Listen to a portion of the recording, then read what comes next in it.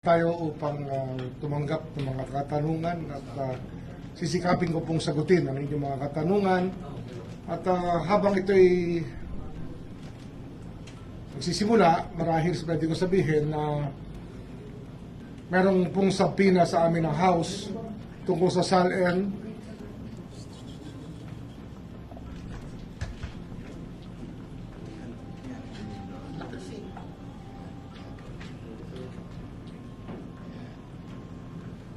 Meron pa? Meron pa. Okay na, sir.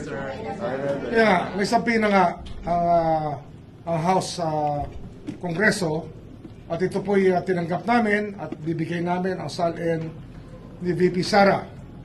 Kami po ay may sabi na rin na binibigay sa House tungkol po sa SALN ng isa sa mga empleyado ng Congress, ngunit ayaw po tanggapin ng Congress ang sabina na aming ipinapadala, ayaw tanggapin ng security.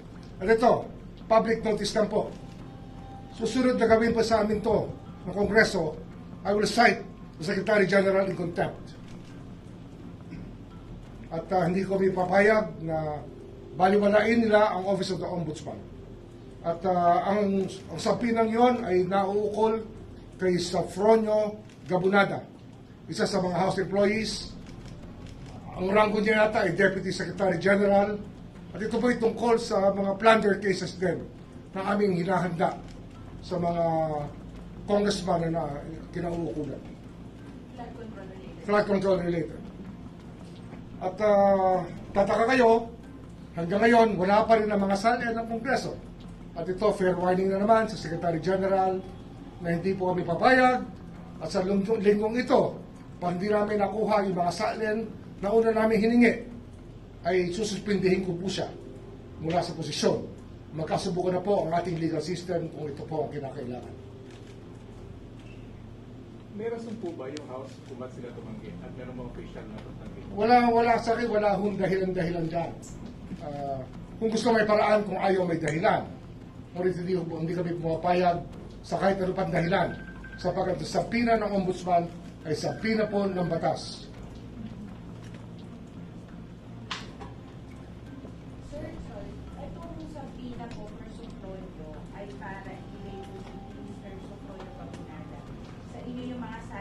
Isang congressman lang po or multiple individuals? SALN niya mismo. Ay, Siya po yung aming inimbestigahan din dito sa Office of the Ombudsman. so, sir, itong nireklamo niyo po parang hindi po nire-recognize yung sabina. Concerning Sofronio Gabunada lang. Yes, hindi, pero ang Secretary General kasi matagal nang umiiwas na ibigay sa amin ang nire-request namin mga SALN.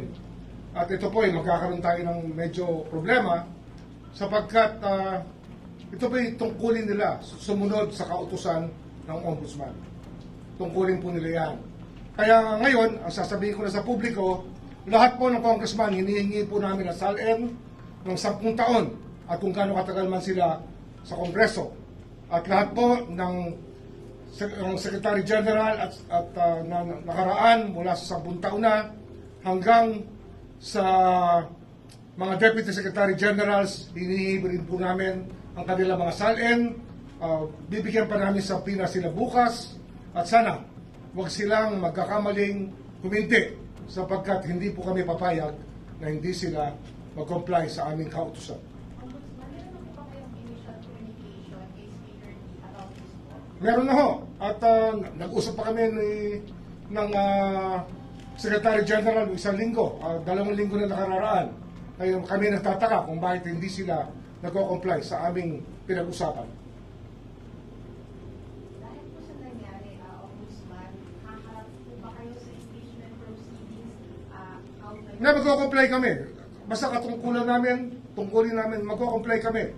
Ang hinihingi namin sa kanila, yung kanilang tungkulin sa taong bayan, na bigyan sa amin ng impormasyon, ay kanilang ibigay. Sir, yung subpoena po kasi is asking you to come in person on April 14 to submit the silence of the Vice President. So does this Yung custodian ng SALN na magdadala. Hindi po kayo personal. Hindi ako pursuing. Hindi naman ako may hawak dyan, kundi yung officer na may hawak mismo ang magdadala pagkat siya po ang may personal knowledge tungkol sa bagay-bagay na kanilang hinihingi. Ombudsman, may naisip ba kayong reason kung bakit ayaw i-provide ng ibang lawmakers yung SALN nila? Hindi ko naintindihan kasi ang batas ay batas. Dapat sumunod sila. Huwag nila sasabihin separate branch of government. Kung sila ay kahit speaker pa o kahit ano pang rango, pag may subpoena po, sumusunod po tayo. Kung sa korte po tayo, sinabpina, susunod po tayo. Kung sa ombudsman tayo sinabpina, susunod po tayo. Yan po ang nasasabi ng ang batas na nilikha upang bigyan ng poder ang Office of the Ombudsman. Sir, separate topic lang, pero flood control ba?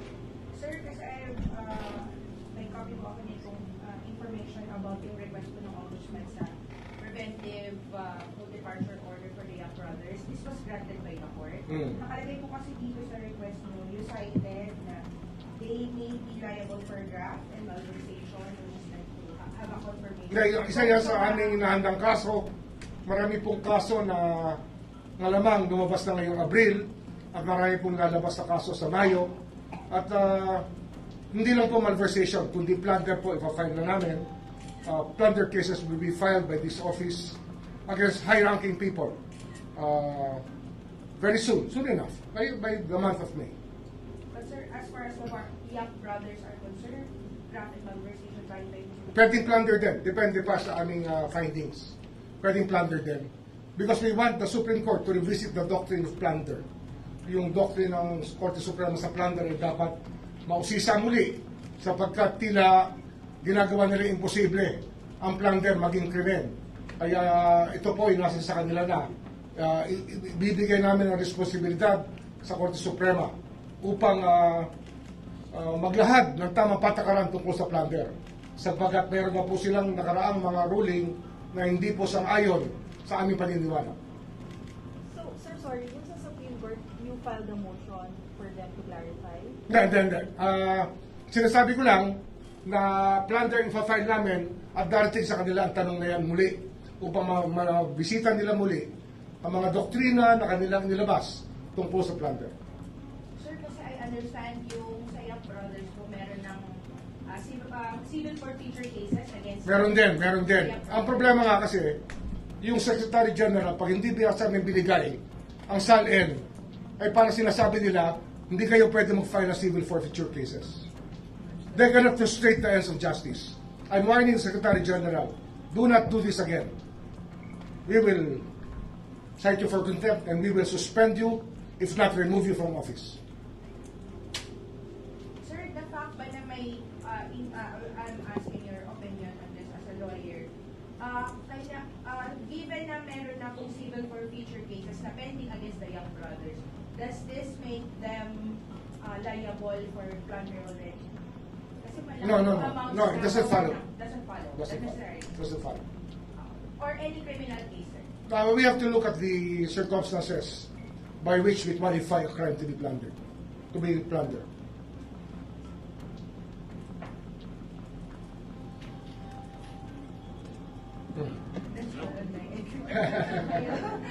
Anyway, in the same light, I'd like to say that we have been seriously preparing a case of plunder against former Speaker Martin Romualdez and former Senate President Jesus Escudero. Plunder ang aming hinahandang kaso para sa kanila. Related sa... And as a conspiracy, with the element of conspiracy involved in the preparation of the complaint. Well, within the month of May. We're just tying up many things that have to be there for us to make a case out of it. Pero the Senate President, the former Senate President, and the former Speaker will be subjected to a case of plunder very soon. Flood control case, flood control related ba ito, sir? Ito po. Flood control related in so many ways, yes. Ombudsman, sila na po yung sinasabi ko kanina na matataas na official. Sila yan. Pero marami pang iba kasi nga marami pang ibang miyembro ng dalawang bahay na maaaring tamaan din ng mga kaso ng plunder sa aming hinahanda ngayon. Sir, curious lang. Since ito ay involving former Senate President and Speaker, may kinalaman din ba sa violation of drafting a budget? Exactly. It's actually the way that the budget was passed upon by the two houses and how many things have been implemented because of that. Budget process, sir. Budgetary process. Conspiracy. Conspiracy. Sir, pwede nyo ma-explain paano po nag-evolve din sa part ng conspiracy? Then you'll get it later on when we explain the facts. Makukuha nyo yan. Madaling maintindihan. Actually, narinig nyo na yung istorya eh. Narinig nyo na yung istorya mula sa mga testigo dati sa Senate. And if you think about it, there was a conspiracy to commit plunder. I think you can put everything together. Kayo mismo, you can put it together. It doesn't take a genius to do it. Kung budgetary process po ito, so ibig sabihin marami pa rin madadamay. Maraming madadamay. Anong years po yung tinitingnan natin dun sa budget? Right now, ang tinitingnan natin, 24 and 25. Pero, it can go back to as far as the time of Speaker Velasco is concerned. Nung panahon ni Speaker Velasco, malamang ay babalik pa kami hanggang doon sa pag-aaral ng mga kasong dapat pagulungin laban sa mga taong gumawa ng ganitong gawain ng plunder nga. Yung paglilimas ng ating kaban ng bayan. Hindi po kasama from DPM, executive officials. Malamang, meron din. So sir, ano to, pwede rin, on top of violation of plunder law, violation of the budget law ng 2024-2025. Yes. Okay? Wala na. Thank you. Thank